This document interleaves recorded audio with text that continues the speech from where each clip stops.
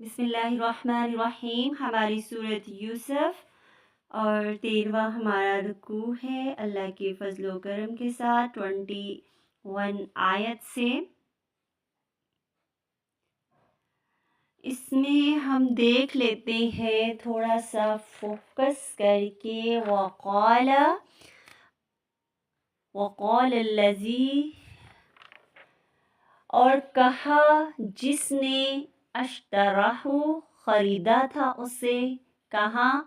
من مصر میں، اپنی بیوی کو کہ باعزت ٹھکانہ اس کا امید ہے کہ وہ نفع دے گا، ٹھیک ہے، یا پھر ہم اسے کیا کریں گے؟ بیٹا بنا لیں گے، ٹھیک ہے، اپنا ہی بیٹا بنا لیں گے۔ یوں ہم نے مصر کی سرزمین پر یوسف کا قدم جما دیا کہ ہم اس خواب کی تعبیر کا کچھ علم سکھا دیں۔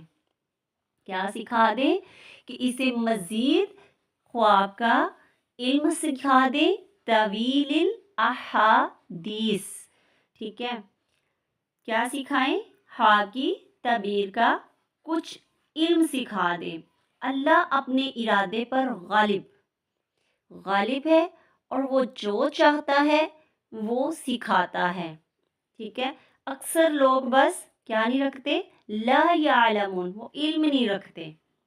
آگے 22 آیت کی طرف چلتے ہیں۔ جسمانی اور ذہنی قوتوں کا کمال تک پہنچنا، کہا جاتا ہے کہ 30 سے 40 سال کی عمر ہوتی ہے۔ یہاں سے واضح ہوتا ہے کہ حضرت یوسف علیہ السلام کی جوانی عزیز مصر کے گھر ہی گزری۔ یہ عرصہ دنیا کو قریب سے دیکھنے کا موقع ملا۔ ہم نے حکم اور علم دونوں دیے، اور عقل مند وہ ہے دوسرے پہ جو گزرے نصیحت پکڑے۔ محسنین کو اللہ عطا کرتا ہے ایک اور آزمائش۔ اگلی آیت میں 23 میں پھسلانے لگی اس کو وہ عورت جس کے گھر میں وہ تھا۔ یوسف علیہ السلام کو اپنے نفس سے اس نے سارے دروازے پکے بند کر دیے کہ جو کرنا چاہتی وہ کہنے لگی ادھر آؤ یوسف، بولے اللہ کی پناہ، فوراً اللہ سے مدد مانگی، میں خیانت نہیں کروں گا، میں انسان ساتھ جس کی بیوی ہو تو دیکھیں اعلیٰ ترین صفات کے کیا کہا انہوں نے کہ میں اللہ کی پناہ مانگتا ہوں۔ 24 اس عورت زلیخا نے یوسف علیہ السلام پر برا کام کرنے کا ارادہ کیا، اور وہ بھی ارادہ کر لیتا اگر اپنے رب کی برہان نہ دیکھتا، یعنی روشن دلیل واضح نہ دیکھتا، یعنی ایسا خیال آیا انہیں، اس سے دور ہو گئے۔ رجوع کرنے والے کو اللہ برائی سے روک لیتا ہے۔ برہان اس لیے عطا کی کہ ہم نے تاکہ برائی اور بے حیائی مٹا دے، اس سے دور کر دے، اس سے، کیونکہ وہ چنے ہوئے بندوں میں سے تھے۔ سبحان اللہ۔ 25 دونوں دوڑے دروازے کی طرف، تو اس عورت نے پھاڑ دی قمیض اس کی پیچھے سے، وہ بھاگے آگے، تو دروازے میں اس کا شوہر کھڑا تھا۔ جیسے دروازہ کھلا تو اس کا شوہر سامنے کھڑا تھا، کس کا؟ زلیخا کا۔ اور زلیخا نے کیا کیا؟ فوراً بدل گئی، شوہر کے سامنے پاک دامن بننے لگی کہ یہ عزیز مصر کی بیوی جو تھی بولی اس لڑکے کو تو سخت سزا ملنی چاہیے یا اس کو قید کر دینا چاہیے، اس نے تیری بیوی کے ساتھ برائی کا ارادہ کیا ہے۔ یہ کیا تھی؟ یوسف کی پھر سے آزمائش تھی، پہلے بھی آزمائش اور پھر سے آزمائش۔ 26 یوسف علیہ السلام نے کہا اس نے مجھے پھسلانا چاہا تھا، میرا نفس۔ پھر اس عورت کے خاندان میں سے ایک نے گواہی دی، کہا اس نے اگر اس کی قمیض پھٹی ہوئی ہے سامنے سے تو عورت سچی ہے، اگر اس کی قمیض پیچھے سے ہے تو عورت جھوٹی ہے، یوسف علیہ السلام سچے ہیں۔ کتنے غور و فکر سے فیصلہ کیا۔ 27 پھر جب اس نے دیکھا کہ قمیض پیچھے سے پھٹا ہوا ہے، 28 جب دیکھا کہ پیچھے سے پھٹی ہوئی ہے تو عزیز مصر نے کہا بے شک تم عورتوں کی چالوں میں سے یہ چال فریب کی ہے، دھوکہ ہے، بے شک تمہاری چالیں عظیم ہیں، یعنی عورتیں مردوں کو اکثر بیوقوف بنا سکتی ہیں۔ یہ عزیز مصر کا قول تھا، یعنی کس کا قول تھا؟ حضرت زلیخا کے شوہر کا۔ 29 یوسف علیہ السلام اس کو درگزر کر دو، جو ہونا تھا وہ ہو گیا، اور اے عورت تم استغفار کرو اپنے گناہ پر، تم معافی مانگو کیونکہ تو ہی خطا کار ہے۔ نصیحت کی۔ 30 آیت، اور کہنے لگی عورتیں شہر میں بادشاہ کی بیوی اپنے نوجوان غلام کو پھسلا رہی ہے، اس کے نفس سے کہاوت عشق مشک چھپائے نہیں چھپتا، اس کو تو محبت نے دیوانہ کر رکھا تھا۔ بے شک ہم اس عورت کو ہی دیکھتے ہیں کہ وہ کھلی گمراہی میں ہے۔ یوسف علیہ السلام پاک دامن تھے، رب تعالیٰ نے ان کو بچا لیا، ٹھیک ہے۔ اور حدیث قدسی میں بھی ہے کہ میں سکون اور راحت کو جنت میں رکھ دیا ہے، لوگ اسے دنیا میں ڈھونڈتے پھرتے ہیں۔ سکون ہم کوئی مرد میں، کوئی عورت میں، کوئی دولت میں، کوئی شہرت میں، کوئی نشے میں، یہاں پہ سکون اپنا پاتا ہے کہ مجھے یہ کرنے سے سکون ملتا ہے، لیکن اللہ رب العزت نبی صلی اللہ علیہ وسلم کا فرمان ہے کہ سکون تو اللہ تعالیٰ نے جنت میں رکھ دیا، لوگ دنیا میں ڈھونڈتے پھرتے ہیں۔ آپ صلی اللہ علیہ وسلم نے یوسف علیہ السلام کو معراج النبی میں دیکھا تھا، تو فرمایا یوسف علیہ السلام کو دنیا کا ایک حصہ ملا ہے حسن کا، ٹھیک ہے، پوری دنیا کے حسن کا ایک حصہ۔ دنیا کی سب سے حسین عورت حضرت حوا تھی، اس کے بعد حضرت سارہ، حضرت ابراہیم کی بیوی، یہ دونوں عورتیں سب سے زیادہ حسین تھی عورتوں میں سے۔ اب یہاں پہ دیکھیں آزمائش پہ آزمائش، آزمائش پہ آزمائش آتی جا رہی ہے۔ آپ نے کیا سیکھا کہ یوسف علیہ السلام نے نصیحت کیا کی کہ درگزر کرو، اس سے جو ہو گیا سو ہو گیا، اب کیا کرو کہ تم استغفار کرو، اللہ العظیم سے معافی مانگو، جو گناہ ہو گیا ہے، جو خطا ہو گئی ہے، تو تم کیا کرو، معافی مانگ لو، اللہ تعالیٰ کیا کرنے والا ہے، درگزر کرنے والا ہے۔ دیکھیں اگر اللہ تعالیٰ اپنے نیک بندوں میں سے، اتنے خوبصورت بندوں میں سے آزمائش کا سلسلہ چلا رہا ہے، آزما رہا ہے انہیں، تو پھر ہم کیا چیزیں ہیں، آپ کے میرے اعمال کیسے ہیں؟ ہم کون سے گناہ نہیں کرتے، ہیرا پھیریاں نہیں کرتے، جھوٹ نہیں بولتے، تانے نہیں دیتے، کیا نہیں کرتے، سارا کچھ کرتے ہیں، لیکن اللہ رب العزت نے ہمارے عیبوں پہ پھر بھی پردہ ڈال دیا ہے کہ شاید کہ یہ لوگ سدھر جائیں، بگڑے ہوئے ہیں، شاید کہ یہ باز آ جائیں۔ تو ہمارے کرنے کی کیا کام ہے کہ حضرت یوسف علیہ السلام اتنے خوبصورت، کتنے خوبصورت ابھی بتایا، اتنے خوبصورت کہ پوری دنیا کی جو خوبصورتی ہے نا، ان کا آدھا حصہ ملا ہے کس کو، ایک بندے کو۔ کون سا بندہ؟ حضرت یوسف علیہ السلام، ماشاءاللہ۔ اور اتنے خوبصورت انسان کو اللہ تعالیٰ نے آزمایا، حسن بھی دیا، علم بھی دیا، اور آزمایا کیسے؟ شروع میں ہی ان کے بھائیوں نے ان کو کنویں میں پھینک دیا۔ کیوں؟ کس وجہ سے؟ حسد کی بنا پہ، کہ ہمارا باپ اس سے زیادہ محبت کرتا ہے، تو اس وجہ سے ان کو پھینک دیا کنویں میں۔ پھر وہاں سے قافلے نے پکڑا اور انہیں کیا کیا؟ بیچ دیا، تھوڑی قیمت پہ، تھوڑی سی قیمت پہ، کہ بس ہمیں فائدہ ہو جائے، کسی کو پتہ بھی نہ چلے اور یہ دوسرے ملک چلا جائے۔ اب اس کے بعد کیا؟ پھر سے آزمائش ہوئی نا۔ اب وہ چلا گیا مصر کے ایک بادشاہ کے گھر میں، تو انہوں نے بھی آگے سے کیا سوچا کہ اس بچے کی پرورش کرو، اس کو اچھا خاصا توجہ کا مرکز بناؤ، مطلب اس پہ توجہ دی جائے۔ کیوں؟ کیونکہ اس سے ہمیں بہت سارے فائدے مل سکتے ہیں، ٹھیک ہے، اس سے ہمیں بہت سارے فائدے مل سکتے ہیں۔ پھر اگر یہ فائدہ نہ ملا، اگر ہم یہ اچھا پرورش ہو گئی، خوبصورت نکلا، یہ وہ سارا کچھ، ہم کیا کریں گے؟ اس کو اپنا بیٹا بنا لیں گے، ٹھیک ہے، فائدہ۔ پھر آگے کیا ہوا؟ اللہ تعالیٰ نے بتایا کہ ہم نے اس کو کیا نوازا ہوا تھا، جسمانی طور پہ بھی اچھی خاصی طاقت، ہمت، ذہنی قوت مطلب حکمت سے سوچتے تھے۔ پھر ان کے اندر خواب کی صلاحیت، تعویل الاحادیث یعنی حقیقت میں باتوں کو اللہ غالب ہے، جو بھی غالب ہے، لیکن جتنا وہ سکھا دے وہ اتنا سکھا سکتا ہے، مگر کیسے؟ اللہ کے اذن سے، ٹھیک ہے۔ پھر وہ جوانی کو پہنچا تو اللہ نے قوت فیصلہ حکمت کے ساتھ کرنا سکھایا، علم کے ساتھ، ٹھیک ہے۔ عقل مند تھے وہ، نصیحت پکڑنے والے۔ تو بہترین لوگ کون ہیں؟ جو نصیحت کا پکڑتے ہیں، ٹھیک ہے۔ پھر اگلی آیت میں کیا بتایا گیا کہ ان کی آزمائش ہوئی۔ اب یہاں پہ اللہ تعالیٰ جو بندوں کو چننا چاہتا ہے اس کو آزمائش میں ڈالتا ہے، اگر وہ کامیاب ہو جاتا ہے۔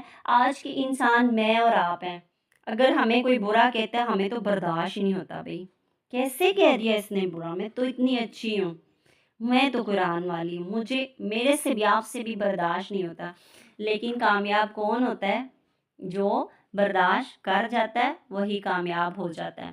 تو مصائب اور تکلیف ترقی کا زینہ بن جاتی ہے، شرط ایک ہے صبر، تقوی اور احسان۔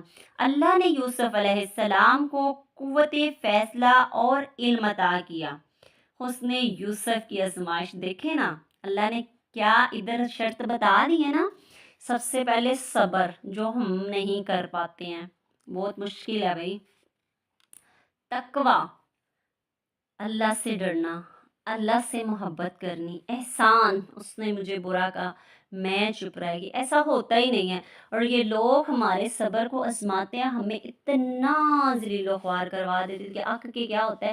شیطان کے بہکاوے میں ہم اتنی جلدی آ جاتے کیونکہ ہم صدقات نہیں کرتے، ڈرتے نہیں ہیں، پابند نماز نہیں ہیں، ایکسٹرا نوافل نہیں پڑھتے، تہجد نہیں پڑھتے، ہمارے دل روتے نہیں ہیں، ہمارے دل استغفار کوئی نہیں کرتے، اس بنا پہ ہمارے اندر تقوی نہیں آتا، ٹھیک ہے۔ آگے یوسف کا صبر اور تقوی، بچوں کی فکر کریں، ماں باپ کے خون اور دودھ کا اثر ہوتا ہے۔ صبر اور تقوی کے ثمرات بہترین ہوتے ہیں۔ بچوں کی اچھی تربیت والدین کی ذمہ داری ہے۔ اللہ ہمارے بچوں کو نفسیاتی خواہش اور فتنوں سے بچائے، آمین ثم آمین۔ تو کیا ہم نے یہاں سے سیکھا؟ اہم پوائنٹ سے کہ ماں باپ کی خون اور دودھ کا اثر ہوتا ہے۔ ماں باپ کا خون کیسا ہے، اس کی تربیت کیسی ہے، یہ والدین نے دیکھنا ہے اور اس تربیت کو صحیح کرنا ہے کہ جیسے ہم نے اپنی اولاد کو ویسے نہیں بنانا۔ نبی صلی اللہ علیہ وسلم نے فرمایا، نیک چلن، عمدہ کردار، میانہ روی نبوت کا 25واں حصہ ہے۔ اگر آپ نیک چلن ہے، آپ کا کردار عمدہ ہے، میانہ روی ہے، ہر کام میں اعتدال ہے، تو پھر دیکھ لیں نبوت کا 25واں حصہ۔ ابھی آپ ولی پیغمبر پیر نہیں ہیں، مطلب ولی انبیاء یہ ہے، ان کو ملی ہیں یہ چیزیں، پیروں فقیروں کو نہیں، انبیاء کو، نبیوں کو، پیغمبروں کو۔ محاسبہ کیا کرنا ہے؟ کیا میں نے اپنے کسی رویے سے جنس مخالف کو پھسلانے کی کوشش تو نہیں کی ہے؟ کیا میں بری چالیں تو نہیں چلتی؟ کیا میں اپنے لیے پاک دامنی کی زندگی پسند کرتی ہوں؟ یہ سوال ہے، یہ محاسبہ ہے۔ یہ آپ نے ایک اپنے آپ سے اصول ڈائری میں یہ محاسبہ لکھنا ہے اور اس کے جواب بھی لکھنے ہیں، ٹھیک ہے۔ اگر یہ آپ سے غلطی گناہ ہو گیا تو آپ نے استغفار کرنی ہے، باتوں کی حقیقت کو سمجھنا ہے، برا ارادہ نہیں کرنا، احسان کرنا ہے، گناہ کی معافی مانگنا ہے، درگزر کرنا ہے، سچا ہونا ہے، یہ رضا الہی پانے والوں کے رویے ہے۔ نیکسٹ رکوع کی طرف چلتے ہیں۔ جیسے کہ 30 آیت بہت اہم چل رہی تھی تو میں نے وہ پہلے کہہ دی کہ کہنے لگی، عورتیں شہر میں بادشاہ کی بیوی اپنے نوجوان غلام کو پھسلا رہی ہے، ٹھیک ہے۔ کہاوت آپ کو بتائی کہ عشق مشک چھپائے نہیں چھپتے، اگر بات ہوتی ہے تو سارے پھیل جاتی ہے، ٹھیک ہے۔ تو آگے 31 آیت کو لیتے ہیں. جب عزیز کی بیوی نے ان عورتوں کی باتیں سنی تو اس نے بھی ایک منصوبہ بنایا، ان کو دعوت دی اور تیار کیا ان کے لیے ایسا انتظام، مزے مزے کے کھانے، تکیے لگوائے. اس نے ہر ایک عورت کو چھری ہاتھ میں پکڑا دی، یعنی اس سے پھل کاٹ کاٹ کے کھائیں گی. پھر یوسف علیہ السلام کو کہا اس کے سامنے آؤ. جب سامنے آئے وہ تو سب عورتوں نے دیکھا، حیران ہو گئی. حسن کی وجہ سے ان کے اپنے ہاتھ ہی کاٹ بیٹھی ہوں. کہنے لگی اللہ کی قسم یہ کوئی انسان نہیں ہے، یہ تو کوئی فرشتہ ہی لگتا ہے. بولی عزیز مصر کی بیوی زلیخا، یہ ہے وہ جس کی وجہ سے تم مجھے باتیں کر رہی تھی، کیونکہ دنیا کا آدھا حسن دیا تھا اللہ تعالیٰ نے ان کو. کہنے لگی تم مجھے تانے مارتی تھی، مجھے باتیں کرتی تھی، آج تم اس کا حسن دے کے اپنے ہاتھ کاٹ بیٹھی ہو. کتنا کیسا انداز تھا وہ، ماشاء اللہ. 32 آیت بولی بیوی عزیز مصر کی، وہ جس کی وجہ سے تم مجھے ملامت کر رہی تھی، اب اپنا حال بتاؤ. اپنا قصور بھی مانا انہوں نے، صفائی بھی دی، دھمکیاں بھی دی، چوری بھی، سینہ زوری بھی. یوسف علیہ السلام کا صبر کیسے جمے رہا، اخلاق و کردار پر کچھ بولے تک نہ تھے ان کے سامنے جب ان کو ذلیل و خوار کیا انہوں نے. پھر ان کو قید کر دیا گیا. کہنے لگے اس اے میرے رب، جیل خانہ مجھے زیادہ پیارا ہے اس کی وجہ سے کہ میں ان عورتوں کی چالوں میں پھنس جاؤں. ٹھیک ہے، تو یوسف کی یہاں پر دعا بھی تھی کہ اللہ مجھے ان کے شر سے بچا لے. ٹھیک ہے، اب جب یہ معاملات ہوئے نا، سب عورتوں نے اپنے ہاتھ کاٹ لیے، تو سب طرف ان کے مردوں کی طرف یہ فتنہ یہ پھیل گیا، دل میں خیالات اور برے ڈر کہ یہ اس کی وجہ سے تو ہماری عورتیں خراب ہو گئی ہیں، تو اس پہ کچھ نہ کچھ الزام تراشیاں کسی نے لگائی کچھ. تو انہوں نے کسی کی دھمکی، کسی کو کوئی قصور، کسی پہ بھی کوئی صفائی نہیں دی، بات ہی نہیں کی. ان کو کہا گیا کہ اس کو جیل میں کچھ عرصہ بند کر دیا جائے کہ ہماری عورتیں بھول جائے، تو انہوں نے قبول کیا. 34 آیت، تو اس کے رب نے اس کی دعا قبول کر لی، پھیر دیا ان عورتوں کی چالوں کو، بے شک وہی سننے والا ہے، جاننے والا ہے بے شک. 35 پھر اس پر واضح ہو گیا، یعنی اہل مصر پر، کیونکہ یہ بات ہر طرف پھیل گئی تھی اور پھیلانے والی خود وہ عورت ہی تھی، عزیز مصر کی بیوی. تو اب سب نے مل کر یہ فیصلہ کیا کہ جیل میں ڈال دیا جائے. نشانیاں دیکھ کر بھی قصور عورت کا تھا. مسئلے کا حل اس کے سوا کچھ نہیں کہ یوسف علیہ السلام کو ایک مدت تک، ایک عرصے تک اس کو قید رکھا جائے. دیکھیں پھر اسی پہ زیادتی، حالانکہ قصوروار انہی کی عورتیں تھیں. صبر کی ایک عظیم مثال ہے کون؟ حضرت یوسف علیہ السلام. کیوں؟ دیکھیں انہوں نے جیل میں جانا پسند کیا، حالانکہ زندوں کا قبرستان ہے وہ. ٹھیک ہے، تو ان کے اوپر آزمائش پہ آزمائش، آزمائش پہ آزمائش آتی گئی. 36 یوسف علیہ السلام کے 2 ساتھی داخل ہوئے قید خانے میں. یہ ہمارا 36 ہے جو یہاں پہ اور مزید اچھا جائے گا. آپ نے بغور اس رکوع دونوں کو اچھے طریقے سے پڑھنا ہے، اس کے ترجمے کو اچھے طریقے سے یاد کرنا ہے، اور اس میں ہمیں جو سبق ملے ہیں اس کو اپلائی کرنا ہے. کیا سبق ملا ہے کہ آزمائش پہ آزمائش نیک بندوں کے لیے ہے جس کو اللہ چننا چاہتا ہے. دیکھیں کنویں میں گرایا اور پھر عظیم بنانے کے لیے اس کو اللہ رب العزت چھانٹتا گیا. تو کیا کہ صبر کی ایک عظیم مثال کون ہے؟ حضرت یوسف علیہ السلام ہے. ٹھیک ہے، تو ہم نے ان کی مثالوں سے فائدہ اٹھانا ہے، اور اللہ تعالیٰ سے جو حضرت یوسف علیہ السلام نے صبر کی دعا کی کہ اے میرے رب، قید خانہ محبوب ہے مجھے، میرے لیے وہ ٹھیک ہے، مجھے ان کی چالوں سے بچا لے، تو اللہ تعالیٰ نے ان کی دعا سن لی. رضائے الہی پانے والوں کے رویے مخالف جنس کی محبت کو دل میں نہیں بسانا، مخالف جنس کے دل کو نہیں پھسلانا، جنس مخالف کو پھسلانے کی کوششوں سے بھی بچنا ہے، گمراہ نہیں ہونا، برائی کی دعوت نہیں دینی، رب سے پاک دامنی کے لیے کیا کرنی ہے؟ دعائیں کرنی ہیں، صبر کرنا ہے، دعا پڑھنی ہے۔ اور کیونکہ جب بھی ہم فتنے فساد میں ڈلے جاتے ہیں تو ہمارا صبر ضائع ہو جاتا ہے۔ بہت ہی بہترین وہ لوگ ہیں جو جواب نہیں دیتے، وہی بہترین اللہ تعالیٰ ہمیں بھی وہ عظیم جو توفیقیں ہیں وہ عطا کر دے، مجھے اور آپ کو عطا کر دے، تاکہ ہم اخلاق میں، کردار میں سب سے اعلیٰ ہوں، جیسے حضرت یوسف علیہ السلام کو آزمایا گیا، پھسلایا گیا، لیکن انہوں نے صبر کا مظاہرہ کیا۔ اللہ تعالیٰ میرے اور آپ کے نصیبوں میں یہ صبر کا تحفہ لکھ دے، آمین یا رب العالمین۔